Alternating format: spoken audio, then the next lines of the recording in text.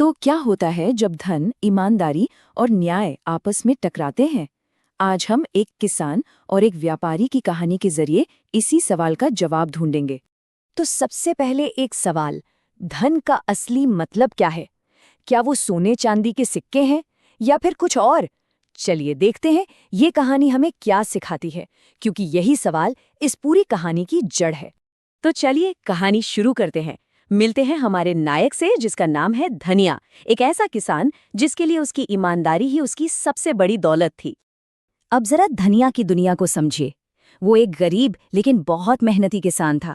अपनी बूढ़ी माँ और बेटी गौरी के साथ एक छोटी सी झोपड़ी में रहता था। मतलब हालात बहुत अच्छे नहीं थे, लेकिन पूरे गांव में उसकी ईमानदारी की मिसाल दी जाती थी।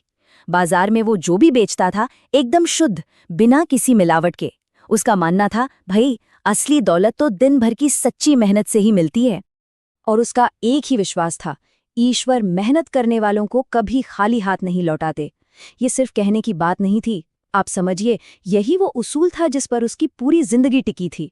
पर जैसा अक्सर होता है, जहां अच्छाई होती है वहां किसी न किसी की बुरी नजर भी पड़ ही जाती है। धनिया की ये छोटी सी सफलता किसी और के दिल में जलन की आग भड़का रही थी। और वो कोई और था, लालाचंद, गांव का एक अमीर और ताकतवर व्यापारी। अब ये धनिया से बिल्कुल उल्टा था। मिलावटी सामान बेचता था, वो भी ऊंचे दामों पर। लेकिन जब गांव वाले धनिया का अच्छा और सच्चा सामान खरीदने लगे तो लालाचंद का धंधा चौपट होने लगा। और बस उसकी ईर्ष्या और लालच ने एक खतरनाक रूप ले लिया। उसका मानना था कि दुनिया में सिर्फ ताकत ही चलती है और कुछ नहीं। तो यहाँ पर दो अलग अलग सोच, दो दुनियाएं टकरा रही थीं। एक तरफ धनिया का मानना था कि असली ताकत ईमानदारी में है, और दूसरी तरफ लालाचंद कहता था, इस बाजार में वही चलता है जो ताकतवर होता है। और अब ये सिर्फ सोच का टकराव नहीं रहने वाला था, ये एक बहुत ही क्रूर साजिश में बदलने वाला था। एक ऐसी साजिश जो एक ईमानदार आदमी को पूरी तरह से तबाह करने के लिए बनाई गई थी। तो लालाचंद का प्लान देखिए कितना शातिर था। पहला कदम, फसल बर्बाद करो। उसने रातों रात अपने आदमियों को भेजकर धनिया के खेतों में जहर डलवा दिया। पर वो यहीं नहीं रुका। दूसरा कदम था चोरी का झूठा इल्जाम लगाना। वो सिर्फ धनिया की रोजी रोटी नहीं छीनना चाहता था, वो उसकी सबसे बड़ी दौलत, उसकी इज्जत छीनना चाहता था। और बस अगले ही दिन मामला पहुंच गया गांव की पंचायत में। भारी पंचायत के सामने लालाचंद ने धनिया पर अपनी सोने की अंगूठी चुराने का इल्जाम लगा दिया। सोचिए, जिस इंसान की ईमानदारी की सब कस्में खाते थे, आज वो सबके सामने चोर बनकर खड़ा था। धनिया तो जैसे टूट ही गया।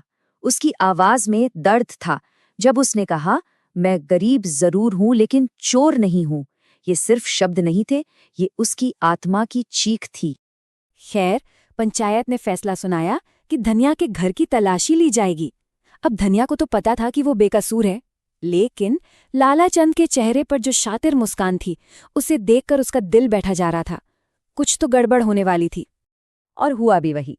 तलाशी के दौरान एक कोने में रखी अनाज की बोरी से सोने की वही अंगूठी निकली। बस खेल खत्म। लालाचंद की साजिश कामयाब हो चुकी थी। सबूत सबके सामने था और धनिया की सच्चाई की आवाज उस शोर में दब कर रह गई। पंचायत का फैसला एकदम सख्त था। धनिया और उसके परिवार को गांव से निकाल दिया गया। अपमानित, बेघर, उन्हें वो जगह छोड़ने पर मजबूर कर दिया गया जिसे वो पूरी जिंदगी अपना घर मानते आए थे। अब जाएं तो जाएं कहाँ? किस्मत उन्हें घने जंगल में ले आई। तभी एक जबरदस्त तूफान आ गया। उससे बचने के लिए उन्हें एक गुफा में पनाह लेनी पड़ी। ये कोई आम गुफा नहीं थी, ये वही रहस्यमयी गुफा थी जिसके पास जाने से भी पूरा गांव डरता था। अंदर जाकर जब वो थोड़ी साफ सफाई कर रहे थे तो धनिया की बेटी गौरी को एक कोने में पत्थरों के नीचे दबी हुई एक पुरानी धूल भरी थैली मिली। उस वक्त उसे अंदाजा भी नहीं था कि उस थैली के अंदर क्या है।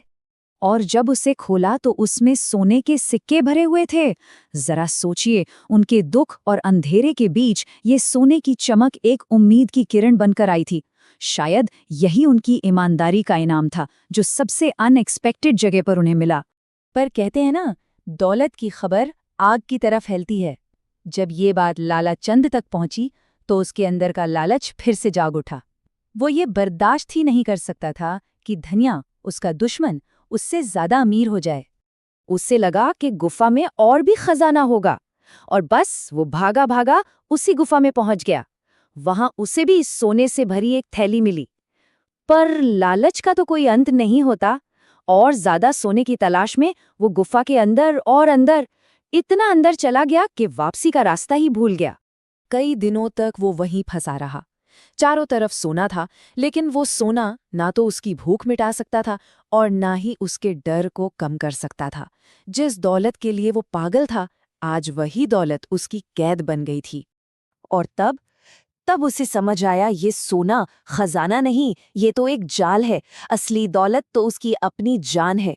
उसे जिंदा रहने के लिए उस सोने को, अपने लालच को छोड़ना ही होगा। और उसने वही किया। थैली वहीं फेंकी और अपनी जान बचाने के लिए भागा। उस दिन गुफा से सिर्फ लालाचंद बाहर नहीं निकला था, उसके साथ साथ सच्चाई भी बाहर आ गई थी। तो चलिए अब देखते हैं कि आखिर में न्याय कैसे हुआ। तो देखिए आखिर में क्या हुआ। धनिया ने उस दौलत का सही इस्तेमाल किया और पास के गांव में एक नया इज्जतदार जीवन शुरू किया। उसका सम्मान उसे वापस मिल गया।